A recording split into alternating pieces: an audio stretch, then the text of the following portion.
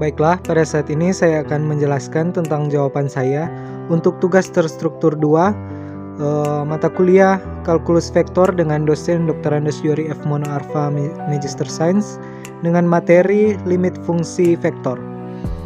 Soalnya adalah, misalkan Ft sama dengan E pangkat min 1 per T kuadrat I ditambah T per T mutlak Tj ditambah mutlak Tk. Tentukan apakah Ft mempunyai limit, dan jika ada, hitunglah atau jelaskan jika tidak ada. Nah, langkah yang pertama yang harus kita lakukan adalah mencari daerah asal fungsi vektor atau domain dari fungsi vektor ini, yaitu E pangkat min 1 per T kuadrat I ditambah T per mutlak Tj ditambah mutlak K, mutlak Tk.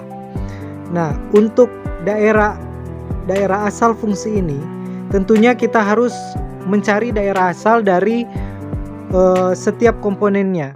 Di sini saya memisalkan dengan komponen f kecil t, komponen gt, dan komponen ht. Jadi ada 3 komponen dengan nama fungsi yang berbeda-beda.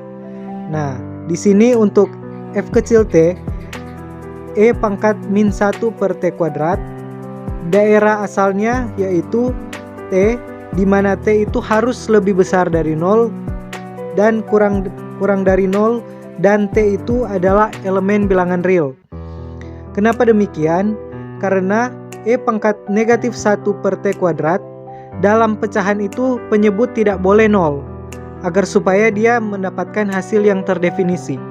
Jika dia per 0, maka itu adalah suatu hal yang tidak terdefinisi. Untuk itu, daerah asal dari Ft ini adalah T, di mana T itu lebih besar dari 0, kurang dari 0, dan T itu adalah elemen bilangan real. Jika dalam selang dapat ditulis negatif tak hingga sampai 0 atau 0 sampai tak hingga dengan selang terbuka. Selanjutnya untuk Gt, yaitu T per mutlak T. Maka untuk daerah asal dari Dg adalah T, di mana T itu lebih besar dari 0, kurang dari 0, dan T itu elemen bilangan real. Sama seperti dengan Ft. Kenapa sama? Karena bentuk dari Gt ini adalah bentuk pecahan juga, dengan T sebagai pembilang dan mutlak T sebagai penyebut. Jadi mutlak T ini tidak boleh sama dengan 0 agar supaya dia terdefinisi. Nah, selanjutnya untuk Ht, yaitu mutlak T, untuk mencari daerah asalnya yaitu T elemen bilangan real. Jadi semua bilangan real termasuk dalam daerah asal Ht. Karena dia tidak memiliki syarat apapun di dalamnya, karena mutlak itu semuanya pasti akan bernilai positif dan tidak ada persyaratan lainnya sehingga menghasilkan suatu bilangan imajiner atau tidak terdefinisi. Nah, setelah kita mencari untuk daerah asal dari setiap komponen, kita gabungkan daerah asal dari setiap komponen-komponen yang sudah kita cari dan kita iris, sehingga kita mendapatkan daerah asal dari keseluruhan fungsi. Jadi, daerah asal dari keseluruhan fungsi itu adalah T, di mana T itu elemen dari irisan daerah asal F, daerah asal G, dan daerah asal H. Atau dalam bentuk selang seperti ini, semua selang itu digabung dan diiris sehingga kita mendapatkan T, di mana T itu elemen dari min tak hingga sampai 0 atau 0 sampai tak hingga. Nah, di sini kita dapatkan selang min tak hingga sampai 0 atau 0 sampai tak hingga itu merupakan daerah asal dari df dan dg.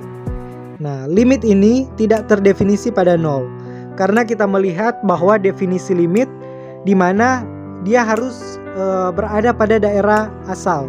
Jadi ketika dia tidak berada pada daerah asal, maka dia tidak akan terdefinisi.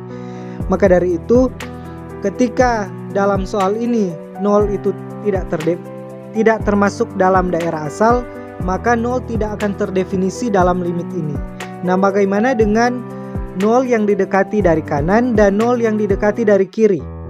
Yang pertama, limit T menuju 0 yang didekati dari kanan untuk fungsi vektor T ini, yaitu limit T menuju 0 didekati dari kanan dari Ft untuk komponen yang pertama, yaitu limit T menuju 0 didekati dari kanan untuk E pangkat negatif 1 per T kuadrat. Nah, di sini kita dapatkan hasil yaitu 0 menggunakan evaluasi karena semua nilai yang kita masukkan dalam E pangkat min 1 per T kuadrat yang didekati dari kanan untuk menuju ke 0 itu pasti akan mengarah pada 0, sehingga dia mendapatkan hasil 0. Untuk yang kedua, limit T menuju 0 didekati dari kanan untuk GT, yaitu T per mutlak T, itu dia akan mengarah pada 1. Karena kita lihat di sini apapun nilai yang kita masukkan pasti dia akan bernilai 1, karena semua nilai yang dimaksudkan dalam limit ini adalah nilai-nilai yang positif. Nah, selanjutnya untuk limit T menuju 0 didekati dari kanan untuk fungsi HT, yaitu limit T menuju 0 dari kanan dari mutlak T, dia akan menuju ke 0. Nah, dengan demikian kita mendapatkan limit untuk T menuju 0 didekati dari kanan untuk fungsi vektor ini adalah 0, 1, dan 0, atau 0i tambah j tambah 0k, atau j saja. Kemudian, bagaimana untuk T didekati dari 0 dari kiri? Nah, limit T menuju 0 didekati dari kiri untuk fungsi vektor yang tadi, kita hitung per komponennya. Yang pertama komponen I, yaitu limit T menuju 0 didekati dari kiri untuk Ft atau komponen I. Limit T menuju 0 dari kiri ini untuk E pangkat negatif 1 per T kuadrat. Nah, dia tetap akan menghasilkan 0. Karena apapun yang kita masukkan, dia tetap akan mendekati ke 0 dari kiri. Jadi semua nilai yang dari kiri yang untuk mendekati 0 pasti dia akan menuju ke 0. Nah, selanjutnya untuk limit T menuju 0 dari kiri dari GT, untuk limit T menuju 0 dari kiri dari T per mutlak T, dia akan bernilai negatif 1. Mengapa demikian? Karena semua nilai negatif jika kita masukkan, maka yang di atas itu tetap akan negatif dan yang di bawah itu tetap akan positif, karena mutlak itu pasti akan bernilai positif. Nah, maka dari itu jika pembilang negatif dan penyebut positif tetap akan mendapatkan hasil yang negatif. Sedangkan karena T di sini dua-duanya untuk pembilang dan penyebutnya itu mengandung T dan tidak mengandung unsur lain, pasti akan menghasilkan 1.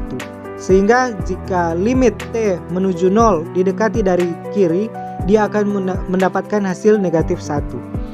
Lalu untuk limit T menuju 0 didekati dari kiri untuk fungsi vektor HT atau komponen K, limit dari T menuju 0 didekati dari kiri untuk mutlak T ini, dia akan semakin kecil nilainya semakin mendekat ke 0. Nah, selanjutnya untuk limit T menuju 0 dari kiri untuk Ft ini kita bisa gabungkan semuanya mendapatkan hasil 0, negatif 1, dan 0, atau 0. Maksud saya sini 0i dikurang j ditambah dengan 0k, atau bisa saja kita hanya tulis negatif j. Nah, dari perhitungan kita di atas kita bisa tarik kesimpulan bahwa untuk limit Ft yang sudah diberikan tidak terdefinisi pada T menuju 0. Jadi kita tidak dapat menghitung T menuju 0 untuk limit fungsi vektor ini. Tetapi dapat dihitung jika T didekati dari kanan untuk 0 dan T didekati dari kiri untuk 0.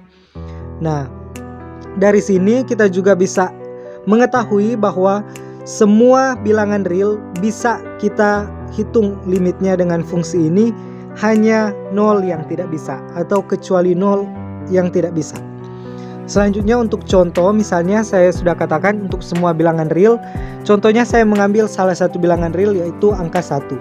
Limit T menuju 1 untuk fungsi Ft ini kita hitung per komponennya. Untuk limit T menuju 1 dari Ft, yaitu limit T menuju 1 dari E pangkat negatif 1 per T kuadrat, sama dengan E di pangkat negatif 1 per 1 kuadrat, atau E di pangkat negatif 1 per 1, atau E pangkat negatif 1 yang hasilnya adalah 1 per E. Nah, kemudian limit T menuju 1 dari GT adalah limit T menuju 1 dari T per mutlak T sama dengan 1 per mutlak 1 atau 1 per 1 sama dengan 1. Kemudian untuk komponen K, limit T menuju 1 dari HT yaitu limit T menuju 1 dari mutlak T sama dengan mutlak 1 yaitu 1. Nah, dengan demikian dengan salah satu contoh bilangan real yaitu 1 ini kita dapat memperoleh hasil limit T menuju 1 untuk Ft yaitu 1 per E, 1 dan 1. Atau jika dalam bentuk komponen vektornya yaitu 1 per EI ditambah J ditambah K.